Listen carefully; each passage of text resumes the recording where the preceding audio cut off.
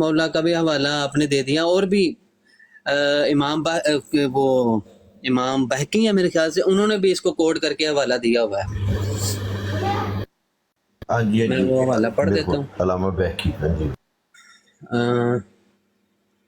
اچھا جی، صفحہ ہے جلد 29 ہے، ایک منٹ، جلد 26، صفحہ اس کا ہے صفحہ 398 سے لے کے آگے 404 تک ہے اس کا جواب۔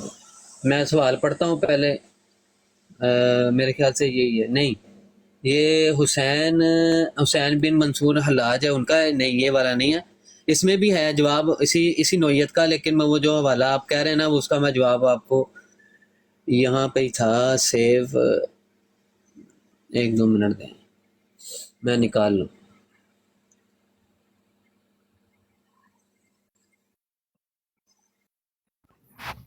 اچھا یہ آصف بھی بھائی، اس اسکرین میں پہ کیا ہے نا، کیجیے گا، یہ پڑھیں ذرا۔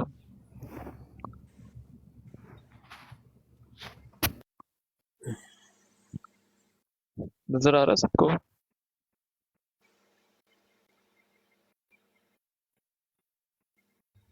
جی جی اچھا نظر آ رہا جی ہے۔ اسد جی بھائی نظر آ رہا ہے۔ یہ حوالہ نوٹ کر لیں، میں وہ جی عثمان بھائی، یہ جلد 29 ہی ہے، جلد 29 ہی ہے، اور جی 627 جلد 29 فتاوی رضویہ 627 صفحہ ہے۔ جی جی ٹھیک ہے۔ سوال اور ہے یہ جی، منصور مسئلہ الحاج نمبر ہے 184۔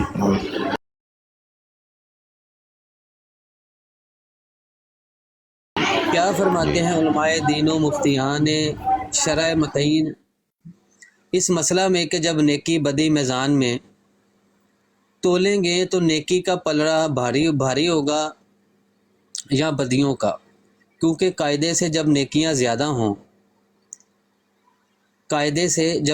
زیادہ ہوں تو نیکیوں کا پلڑا بھاری اور نیچا ہوگا، اور بدیاں زیادہ ہوں تو بدیوں کا پلڑا بھاری اور نیچا ہونا چاہیے۔ اور کتابوں میں لکھا بھی ایسا ہی ہے کہ جب نیکیاں زیادہ ہوں گی تو نیکیوں کا پلڑا بھاری ہوگا اور جھکے گا۔ کیا واقعی نیکیاں زیادہ ہوں گی تو نیکیوں کا پلڑا بھاری ہوگا؟ مفصل بیان ہو، کیونکہ نیکیاں بمقابلہ گناہوں کے ہلکی ہونا چاہیے۔ الجواب، وہ میزان یہاں کے ترازو کے خلاف ہے، نہیں آگے سوال یہ ہے کہ بعض متصوفہ زندیقہ، یہ گالیاں سنیے گا، بعض متصوفہ زندیقہ جو زید، عمر، بکر، یہ وہ سب کا خدا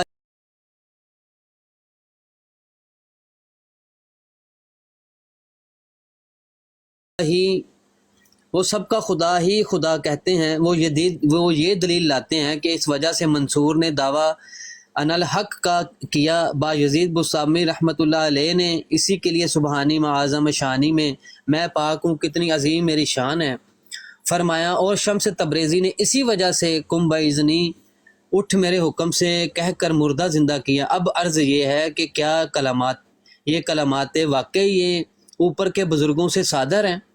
کیا اس صوفی یہ بھی گالی آ گئی، اس صوفی زندیق کا یہ کہنا صحیح ہے؟ اگر ہے تو کیا کلمات عند الشرع مردود ہیں یا نہیں؟ اور اگر مردود ہیں تو اوپر کے تینوں بزرگوں کے ساتھ اہل سنت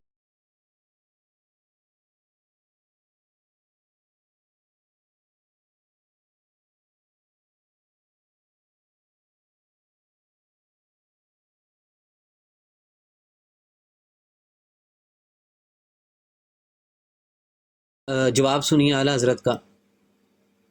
الجواب،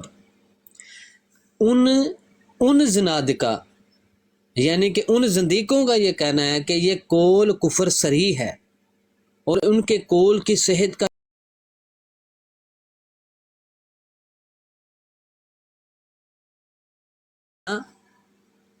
یہ ان کو زندیق کہہ رہا ہے، یہ قول کفر ہے، کفر ان کی طرف لوٹے گا، اور یہ ایمان کا مضر ہے، تجدید اسلام کرنی چاہیے۔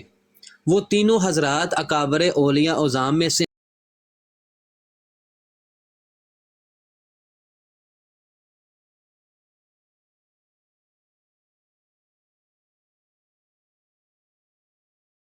کیا علاقہ ایسی اضافات مجاز یہ شائع ہیں۔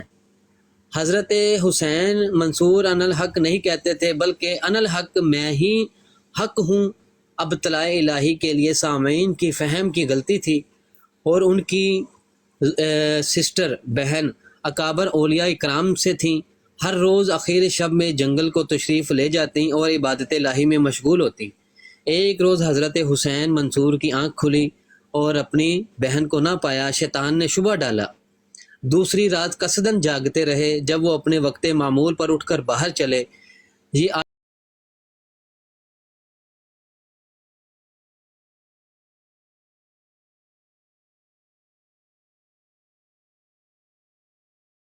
زنجیر یا قوت جام اترا اور وہ ان کی بہن مبارک کے پاس آ گیا، جیسے کہ حضرت مریم علیہ السلام کے پاس بے موسمی پھل لاتے تھے۔ انہوں نے پینا شروع کیا، یہ بے چین ہوئے اور چلا کر کہا، بہن تمہیں خدا کی قسم تھوڑا میرے لیے بھی چھوڑو۔ انہوں نے صرف ایک جرعہ ان کے لیے چھوڑا، جس کے پیتے ہی ان کو ہر شجر و حجر و در و دیوار سے آواز آنے لگی کہ کون اس کا زیادہ احق ہے کہ ہماری راہ میں قتل کیا جائے۔ یہ اس کا جواب دیتے، ان الحق، بے شک میں احق ہوں۔ لوگوں نے کچھ سنا اور جو منظور تھا واقعہ ہوا۔ لوگوں نے پھر جو سنا وہی واقعہ ہوا اور ان کو قتل کر دیا گیا۔ حضرت سید باجزید بسطامی رضی اللہ عنہ نے اس سوال کا خود جواب اسی حوالہ میں ارشاد فرما دیا، فرمایا میں نہیں کہتا، وہ فرماتا ہے جسے فرمانا زیبا ہے۔ سائلوں نے اس پر دلیل چاہی۔ یہ وہ واقعہ جو ابھی آصف بھائی بتا رہے تھے نا، کہ پھر انہوں نے کیوں کہا کہ مجھے تلوار لے کر مار دیا جائے۔ وہ کہتے ہیں کہ